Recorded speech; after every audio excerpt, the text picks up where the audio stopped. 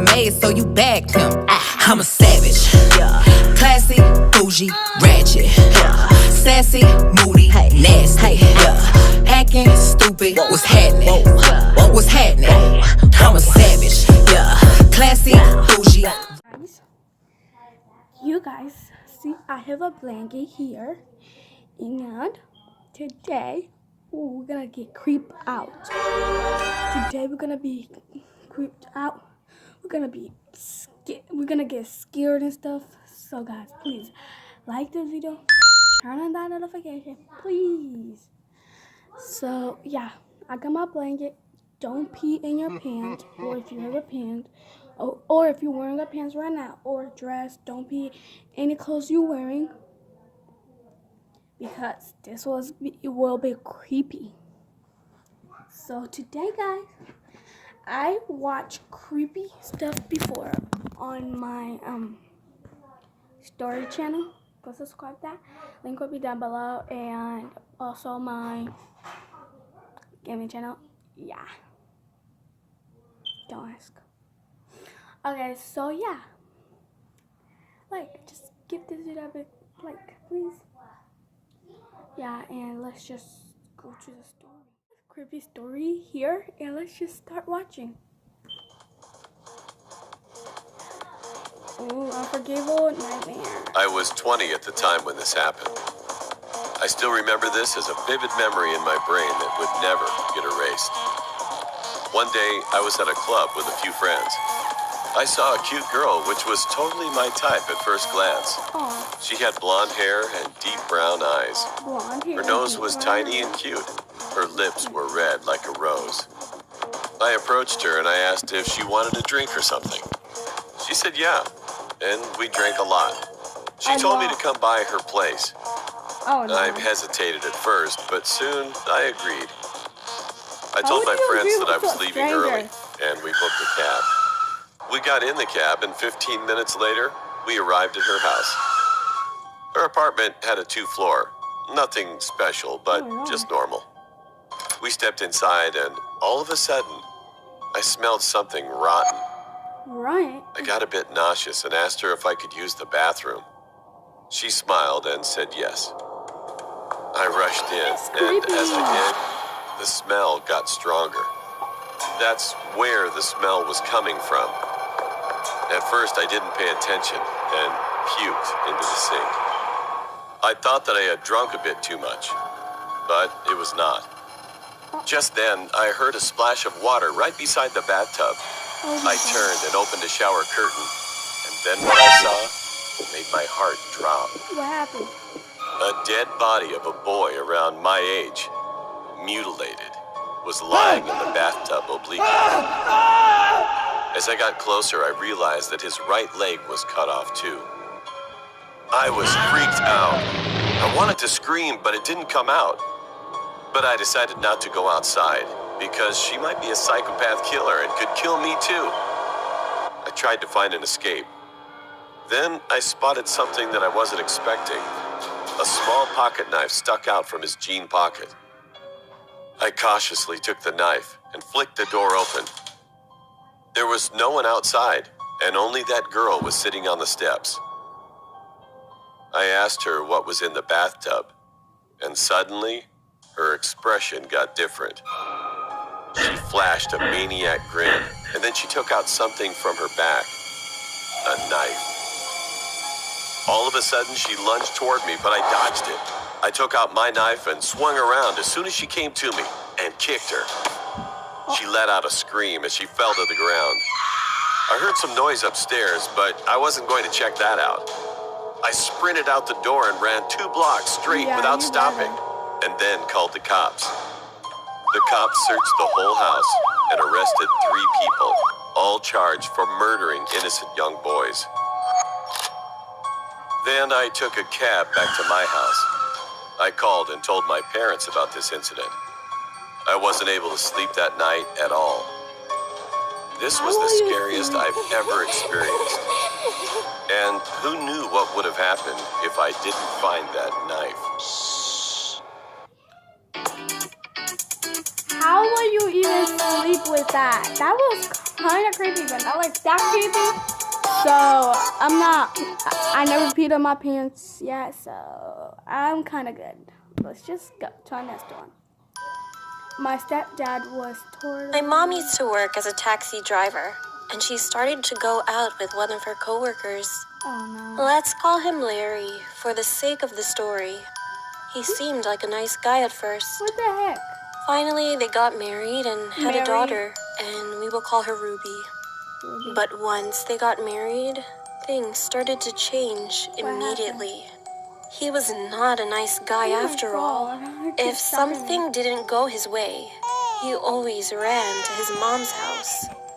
Because in her mind, he was still her baby, even though he was a 50-year-old man. What? He was such a mama's boy.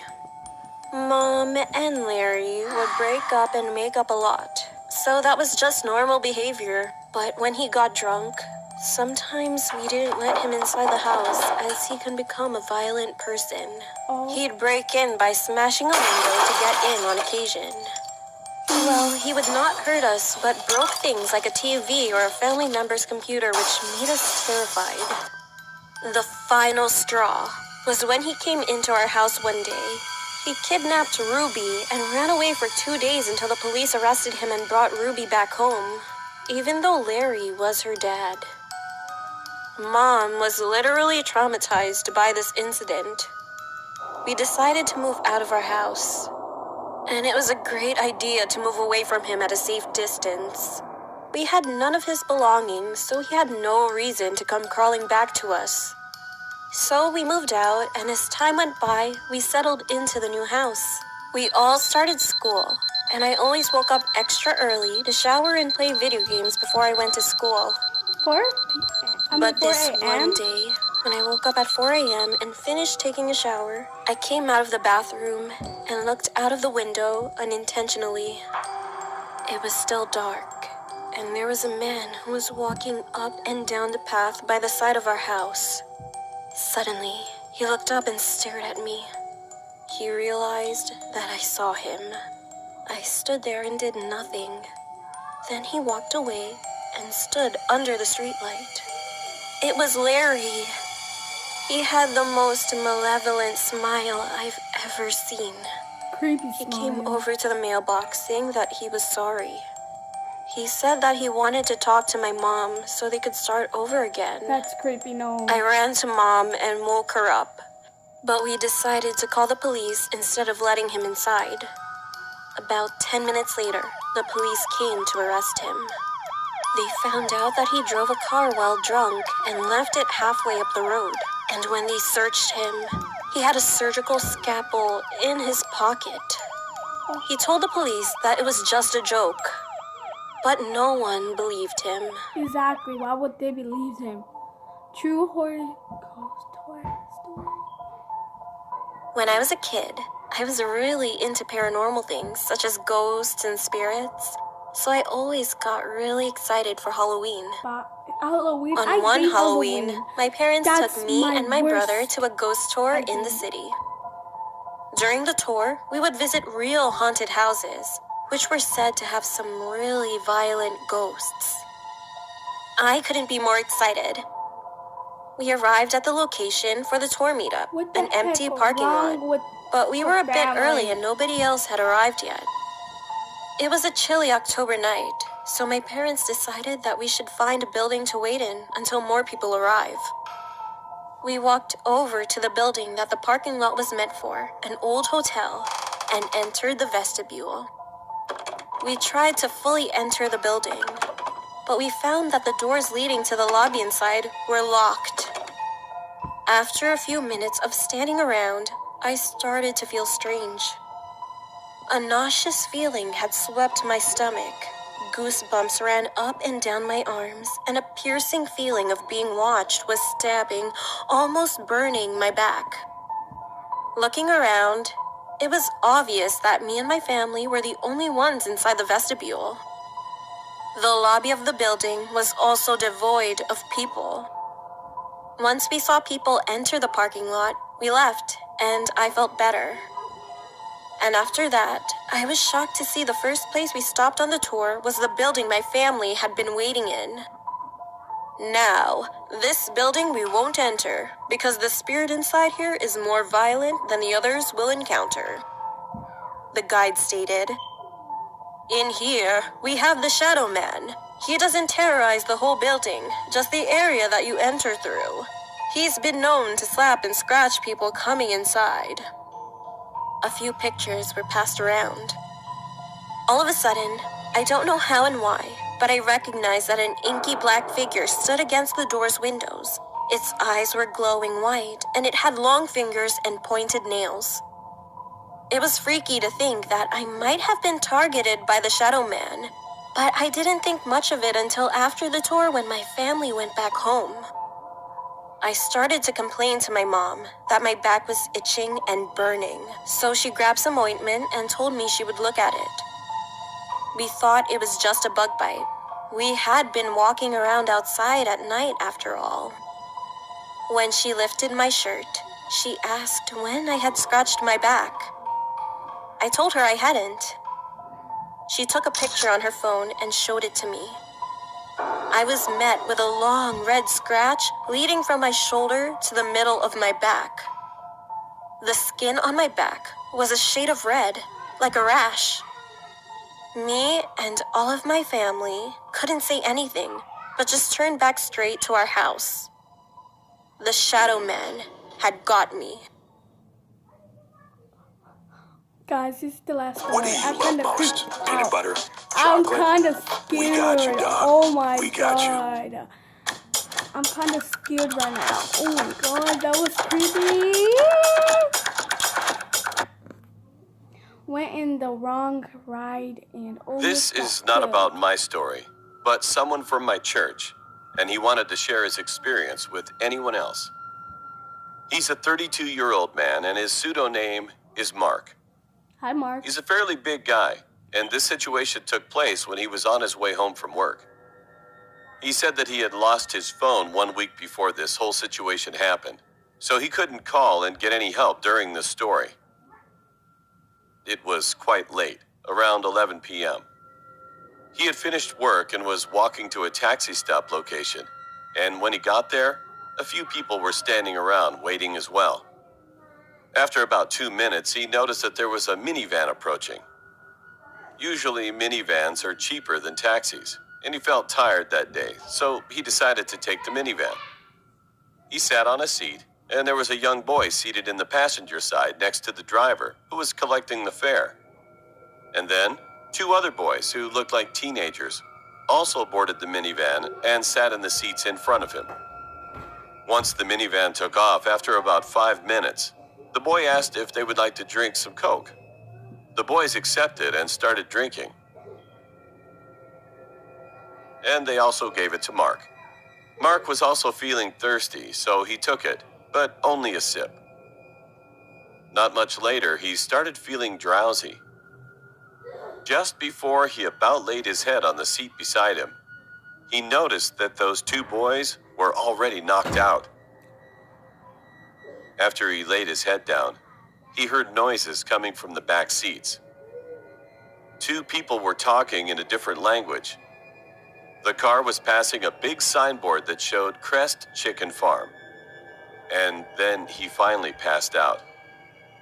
When he got up, he found himself inside a big shed-like barn, and there were some tools on a big table. He was on the floor, and the other 2 teenage boys were laying next to him. He still felt a bit drowsy, but he managed to get himself up as he was looking for an escape.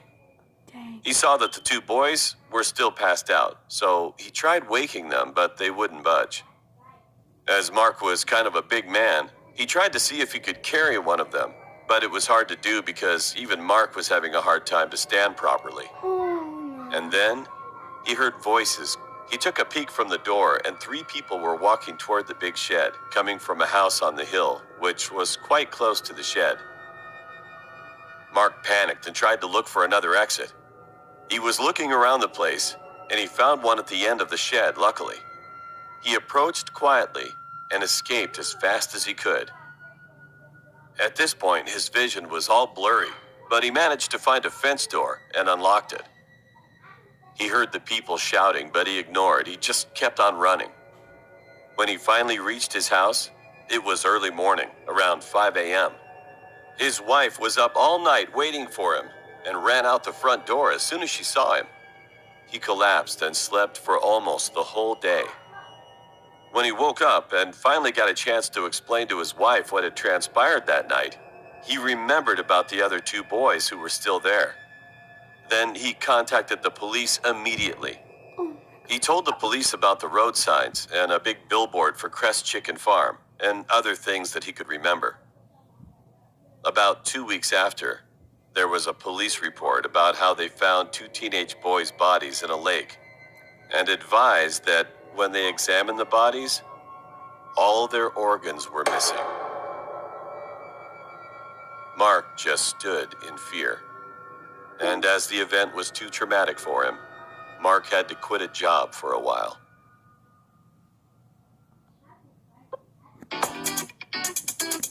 Why'd you take the camera and I already got TikTok? Stupid. I don't want to watch another one. Those two stories kind of creep me out. Comment down below if you want to watch more stories, and you can go watch on my story channel. Link will be down below, and my gaming channel link will be down below also. And yeah, we watch scary story on my story channel. So thank you guys for watching. Hope you enjoyed the video. Oh my god, that was kind of creepy. Comment down below. Just say creeped out if you got creeped out. So yeah, bye. Creepy. Okay, so let me show you what was shocking me. This thing right here, shocking me. I don't know why it keeps shocking me for no reason. So that's why I was saying ouch, ow, ow. But those stories were kind of creepy. Yeah. But peace out.